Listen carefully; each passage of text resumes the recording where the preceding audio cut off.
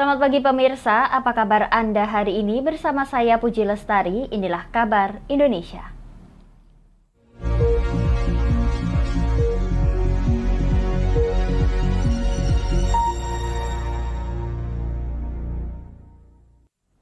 Pemirsa, Direktorat Jenderal Peternakan dan Kesehatan Hewan Kementerian Pertanian menggencarkan vaksinasi massal rabies di Desa Adat Kuanji, Sempiding, Mengwi, Kabupaten Bandung, Bali. Langkah ini dilakukan sebagai upaya pengendalian kasus rabies di Provinsi Bali yang masuk zona merah rabies.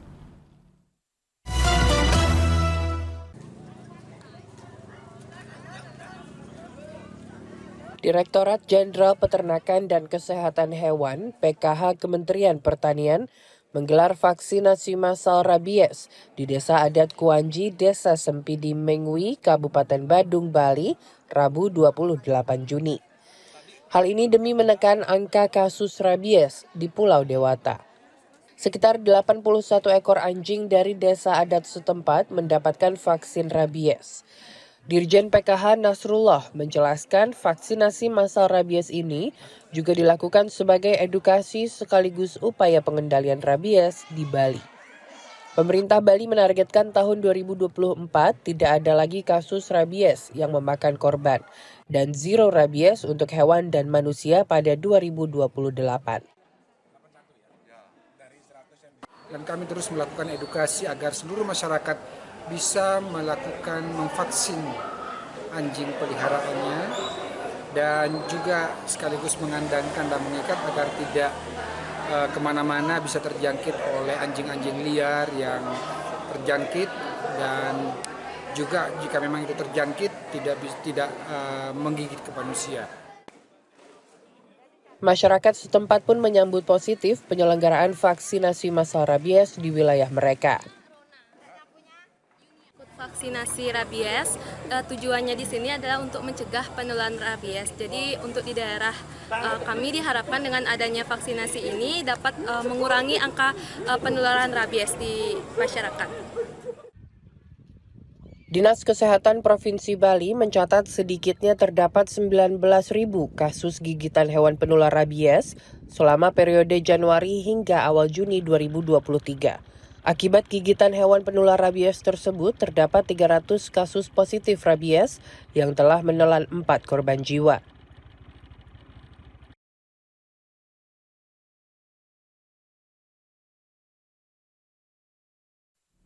Pemirsa, kasus rabies kembali meresahkan masyarakat. Terlebih setidaknya ada 11 kasus kematian akibat rabies per April 2023. Berikut langkah-langkah pertolongan pertama yang harus Anda lakukan jika terkena gigitan hewan pembawa rabies seperti anjing.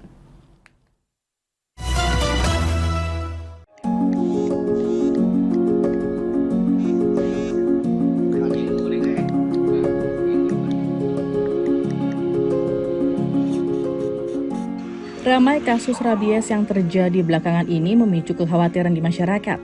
Kementerian Kesehatan mencatat ada 11 kasus kematian akibat rabies per April 2023. Jumlah kasus gigitan hewan pembawa virus rabies tembus di angka 31.000 lebih, beruntung 23.000 kasus diantaranya telah mendapatkan vaksin anti rabies.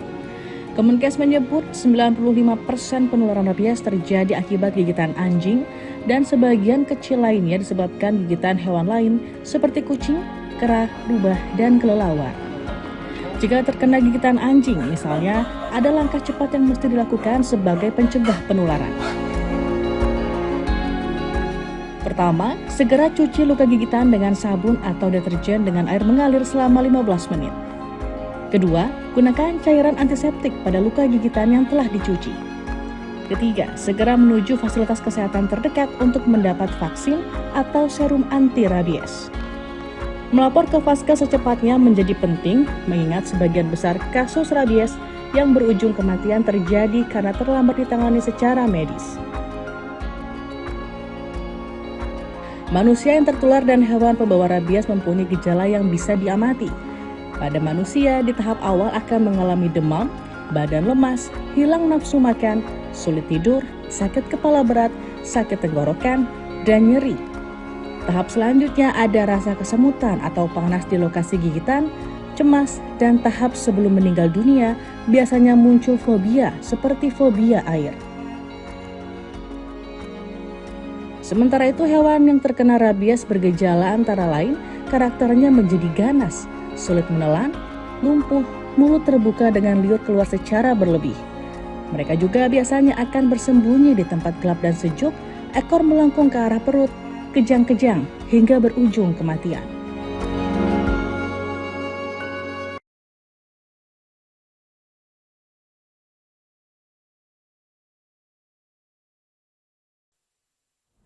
Pemirsa, tim pengendalian dan pencegahan kebakaran hutan dan lahan Kota Palangkaraya, Kalimantan Tengah menyebut kejadian kebakaran lahan mencapai rata-rata 2 hingga 3 kali dalam satu hari sepanjang Juni. Kepala Pelaksana BPBD Kota Palangkaraya, Emi Abriani, meminta masyarakat untuk tidak membuka lahan dengan cara membakar. Bang Aris. Jalan Bang Aris. Data terbaru Badan Penanggulangan Bencana Daerah Kota Palangkaraya menunjukkan kebakaran hutan dan lahan atau Karhutla hingga mendekati akhir Juni telah terjadi sebanyak 44 kali dengan luas lahan yang terbakar mencapai 30 hektar. Kasus Karhutla di bulan ini seperti dikatakan Kepala Pelaksana BPBD Kota Palangkaraya, Emi Abriani, saat ditemui di kantornya pada 27 Juni meningkat cukup signifikan dibandingkan bulan sebelumnya, di mana terjadi di hampir semua kecamatan yang ada di Kota Palangkaraya, kecuali di Kecamatan Rakumpit. Dia bahkan menyebut Karhutla saat ini terjadi rata-rata 2 hingga 3 kali dalam sehari, didominasi karena banyaknya lahan kering ditambah kondisi cuaca yang panas. Sementara pemilik lahan sengaja membakarnya dengan tujuan untuk membuka lahan pertanian seperti yang terjadi pada 26 Juni di Bangaris, Tanjung Pinang, dan Bandara Ujung, Kecamatan Pahandut. Ini sudah mulai ada peningkatan kejadian kebakaran hutan dan lahan di Kota Palangkaraya. Maka yang menjadi kewaspadaan bagi masyarakat Kota Palangkaraya adalah yang pertama, untuk tidak membuka lahan dengan cara bakar, tetapi tolong dibuka dengan tanpa bakar.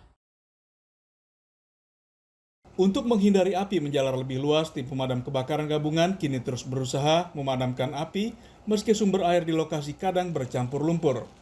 BPBD Kota Palangkaraya secara tegas memberi peringatan kepada masyarakat agar selama musim kemarau tidak membuka lahan.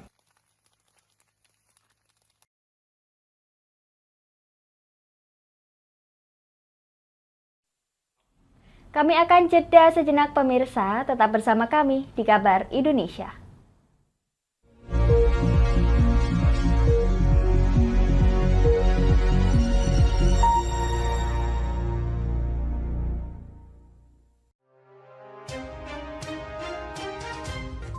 Inilah ketiga anggota komplotan pencuri spesialis pecah kaca mobil setelah melakukan penggelapan 20 sepeda motor dan 2 unit mobil dengan modus retard.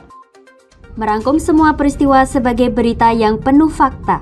Bersama Puji Lestari, saksikan Jateng hari ini setiap Senin hingga Sabtu jam 4 sore hanya di Lingkar TV.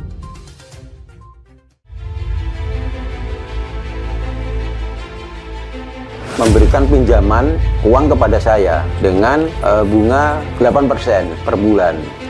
Membedah opini narasumber, menggali lebih dalam untuk mendapatkan perspektif baru yang lebih faktual. Masalahnya, nota perbaikan kapal itu semua ada di saya. Kenapa Tomo bisa menunjukkan? Demi mendapatkan informasi yang solutif dan terpercaya. Dalam Bedah Opini, setiap Rabu jam 11 siang hanya di Lingkar TV.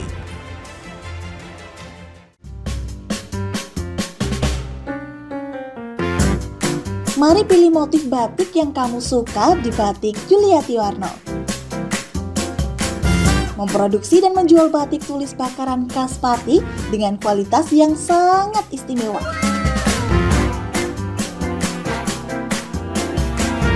Cocok buat oleh-oleh, seserahan, bahkan untuk baju nikahan loh. Menyediakan berbagai motif mulai dari batik klasik sampai batik modern. Ayo borong segera Batik Yuliati Warno. Anda bisa melihat proses produksi batik secara langsung di rumah produksi kami loh. Alamatnya ada di Desa Langenharjo, RT 7 RW 3, Jalan Juwana Tayu, kilometer 3, Kecamatan Juwana, Kabupaten Pati, Jawa Tengah. Atau Anda bisa menghubungi nomor telepon kami di 081 326 693 300. Ayo datang dan pilih motifmu segera.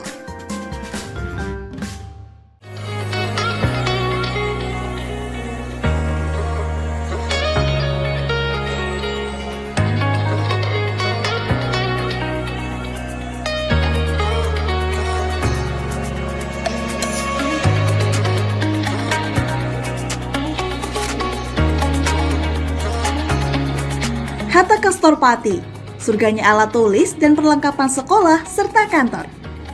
Mau cari buku? Ada. Mau cari alat tulis? Ada dong pastinya. Atau mau cari tas? Juga ada. Semuanya lengkap di Hatta Kastor Pati. Kami siap melayani Anda dengan sepenuh hati.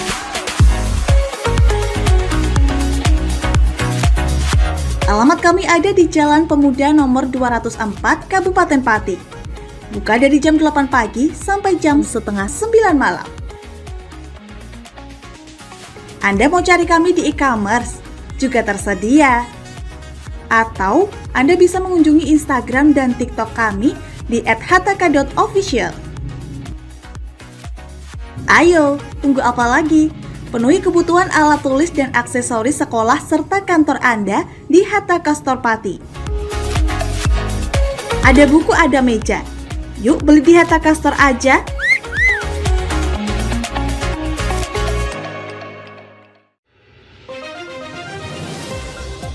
Modus kedua pelaku ini berpura-pura kehabisan bahan bakar kendaraan. Setelah pelaku dibantu, mereka kemudian melakukan kekerasan dan mengambil paksa sepeda motor korban. Saat tiba di lapangan terbang Okbab, rombongan langsung dihadang 5 orang yang mengaku sebagai anggota KKB. Yakni melakukan bujuk rayu kepada korban yang merupakan santriwati pada momen kegiatan belajar mengajar khusus. Menyajikan informasi-informasi hangat dan terpercaya bersama Kabar Indonesia setiap Senin hingga Sabtu jam 7 pagi hanya di Lingkar TV.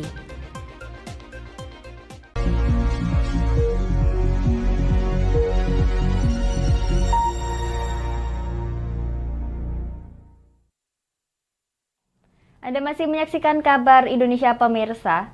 Harga telur ayam negeri di pasar tradisional Anyar, Kota Tangerang telah mengalami kenaikan. Harga telur normal biasanya dijual dengan harga Rp25.000 per kilogram, kini mangkrak hingga Rp33.000 per kilogram.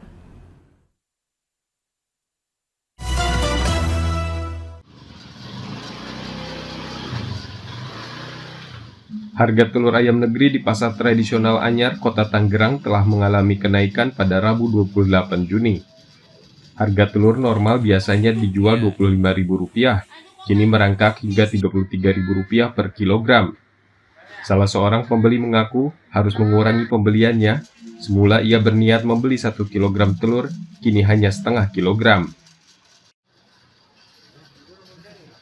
Berarti setengah, belinya setengah, biasanya beli sekilo. Beli sekilo, dia kurangin ya Bu? Iya. Buat konsumsi sehari-hari Bu? Iya, jadi kalau jatah gocap dibagi-bagi biar dapat semua. Salah satu pedagang menilai tingginya permintaan tidak diimbangi dengan pasokan ke pasaran. Kenaikan harga telur sudah terjadi selama sepekan terakhir. 33 itu untuk jenis telur apa Bu?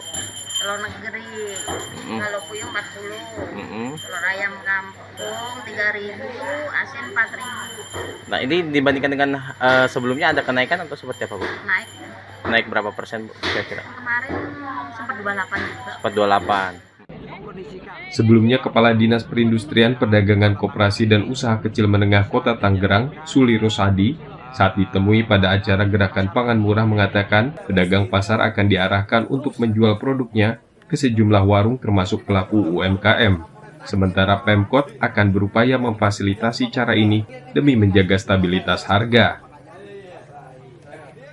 Mengkondisikan warung-warung yang ada di Kota Tangerang ini bisa dijadikan ladang pasaran ya bagi para UMKM.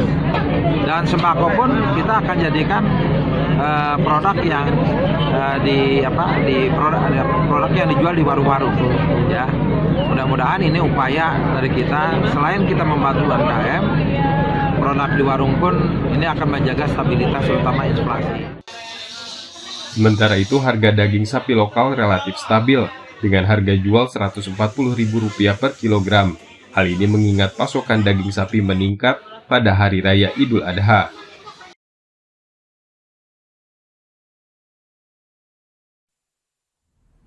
Pemirsa, pemerintah Kabupaten Ngawi, Jawa Timur kini tengah menentukan titik pembangunan gedung pertunjukan di sebelah barat bangunan Induk Cagar Budaya Kepatihan yang sedang dalam tahap pembugaran, di mana pembangunannya diharapkan akan menambah daya tarik lokasi wisata tersebut.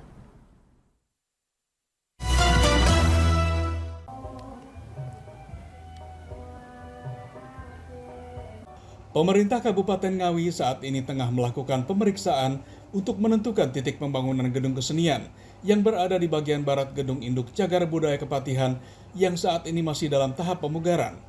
Gedung itu diharapkan bisa menambah daya tarik dari lokasi wisata cagar budaya tersebut.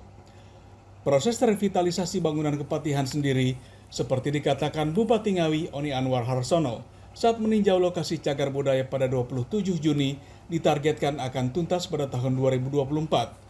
Karena bentuknya harus menyerupai bangunan asli, sehingga memerlukan waktu lebih dibandingkan pembangunan gedung biasa. Revitalisasi menurutnya menggunakan dana APBN, sedangkan pembangunan gedung kesenian akan menggunakan dana APBD Kabupaten Ngawi.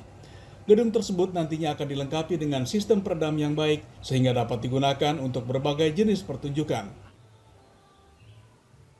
Joglo gitu, di sebelah baratnya Cagar Budaya Kepatihan. Terus next tahun depan setelah ada rekomendasi teknis terkait revitalisasi Kepatihan. Bangunan Kepatihan merupakan peninggalan Patih Pringgokusumo yang dibangun pada tahun 1839. Saat ini bangunan tersebut dalam kondisi rusak parah dan masih dalam tahap revitalisasi agar aman untuk dikunjungi tanpa mengubah struktur asli dari bangunan bersejarah tersebut.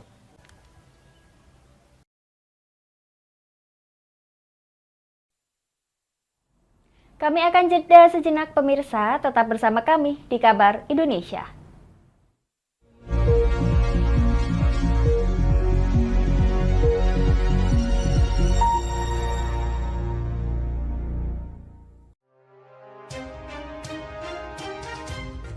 Inilah ketiga anggota komplotan pencuri spesialis pecah kaca mobil setelah melakukan penggelapan 20 sepeda motor dan 2 unit mobil dengan modus retal. Merangkum semua peristiwa sebagai berita yang penuh fakta. Bersama Puji Lestari, saksikan Jateng hari ini setiap Senin hingga Sabtu jam 4 sore hanya di Lingkar TV.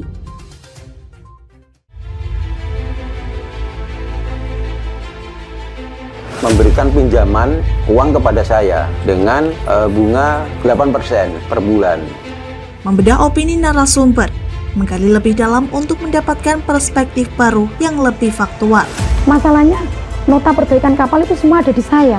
Kenapa Tomo bisa menunjukkan? Demi mendapatkan informasi yang solutif dan terpercaya dalam Bedah Opini. Setiap Rabu jam 11 siang hanya di Lingkar TV.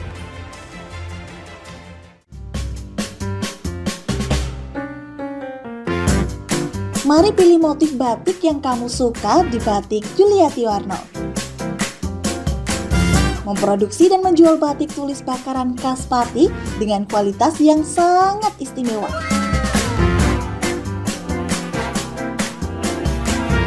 Cocok buat oleh-oleh, seserahan, bahkan untuk baju nikahan loh.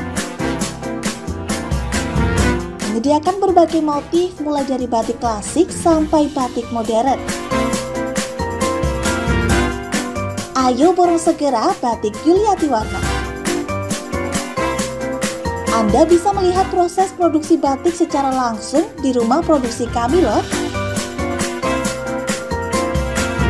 Alamatnya ada di Desa Langenharjo, RT 7 RW 3, Jalan Juwana Tayu, kilometer 3, Kecamatan Juwana, Kabupaten Pati, Jawa Tengah. Atau Anda bisa menghubungi nomor telepon kami di 081 326 693 300. Ayo datang dan pilih motifmu segera.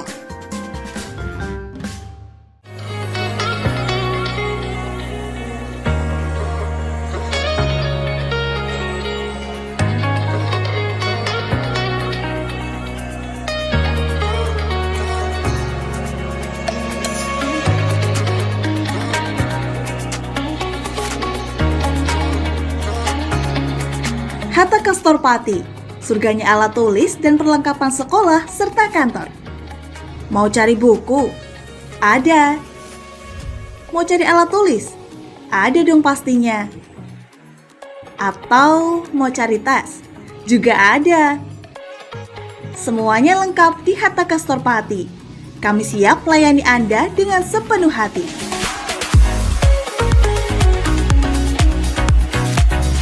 Alamat kami ada di Jalan Pemuda nomor 204, Kabupaten Pati.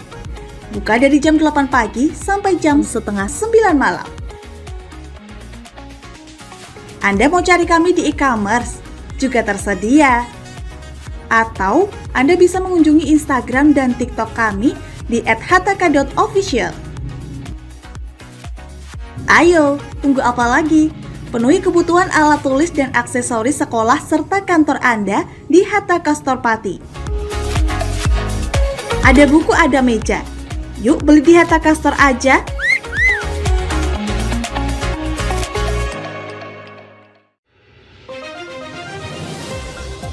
Modus kedua pelaku ini berpura-pura kehabisan bahan bakar kendaraan. Setelah pelaku dibantu, mereka kemudian melakukan kekerasan dan mengambil paksa sepeda motor korban. Saat tiba di lapangan terbang Okbab, rombongan langsung dihadang 5 orang yang mengaku sebagai anggota KKB. Yakni melakukan bujuk rayu kepada korban yang merupakan santriwati pada momen kegiatan belajar mengajar khusus. Menyajikan informasi-informasi hangat dan terpercaya bersama Kabar Indonesia setiap Senin hingga Sabtu jam 7 pagi hanya di Lingkar TV.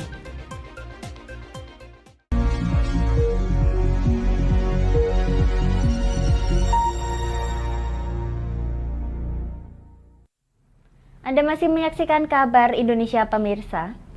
Badan Pusat Statistik Provinsi Sulawesi Tenggara mencatat jumlah penduduk miskin di Provinsi Sulawesi Tenggara pada September 2022 sebesar 314,74 ribu orang atau menurun 8,52 ribu orang pada periode yang sama di tahun sebelumnya.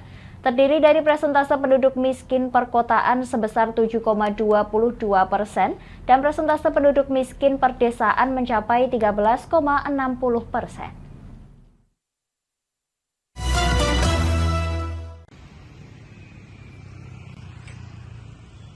Badan Pusat Statistik Provinsi Sulawesi Tenggara mencatat jumlah penduduk miskin di provinsi tersebut pada September 2022 sebesar 314,74 ribu orang atau 11,27% dari total penduduk Sultra yang berjumlah 2,755 juta jiwa. Angka tersebut seperti dikatakan statistisi ahli media BPS Sultra, Nike Rosowulan pada 27 Juni menurun 0,47 persen poin terhadap September 2021. Atau sebesar 8,52 ribu orang, di mana persentase penduduk miskin di Sultra paling banyak tersebar di pedesaan. Penduduk miskin itu terkonsentrasi di pedesaan sebesar 241,04 ribu orang dan 73,71 ribu orang di perkotaan. BPS Sultra merinci garis kemiskinan pada September 2022 tercatat komposisi garis kemiskinan makanan sebanyak 75,44%, sementara garis kemiskinan bukan makanan sebesar 24,56%. Sementara pada Maret 2021, persentase penduduk miskin sempat menurun apabila dibandingkan persentase penduduk miskin pada September 2020. Meskipun sejak memasuki masa pandemi COVID-19, jumlah penduduk miskin di Sultra meningkat sepanjang periode Maret 2020.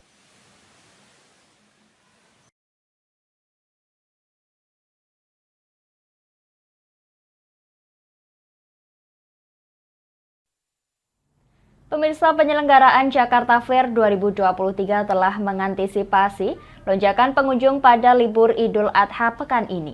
Untuk mengatasi hal ini, pihak penyelenggara menyebut akan menambah jumlah personil pada akhir pekan.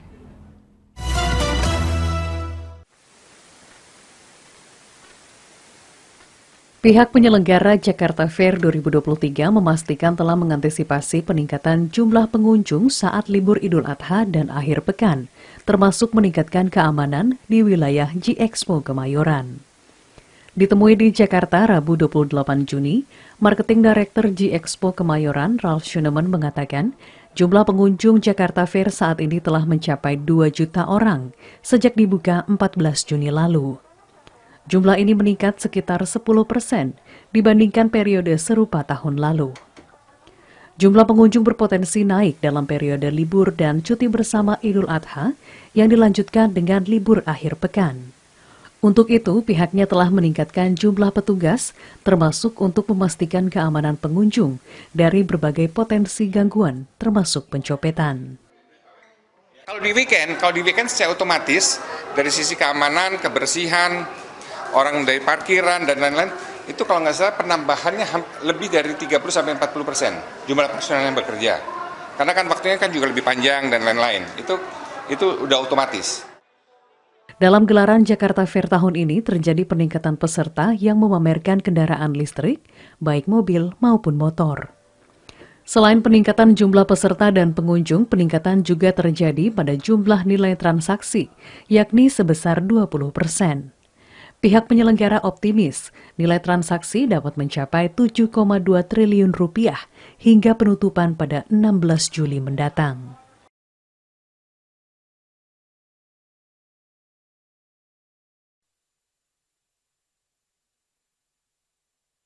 Demikian kabar Indonesia pemirsa, nantikan kabar Indonesia selanjutnya hanya di Lingkar TV. Saya Puji Lestari pamit dari hadapan Anda, selamat melanjutkan aktivitas Anda, selamat pagi dan sampai jumpa.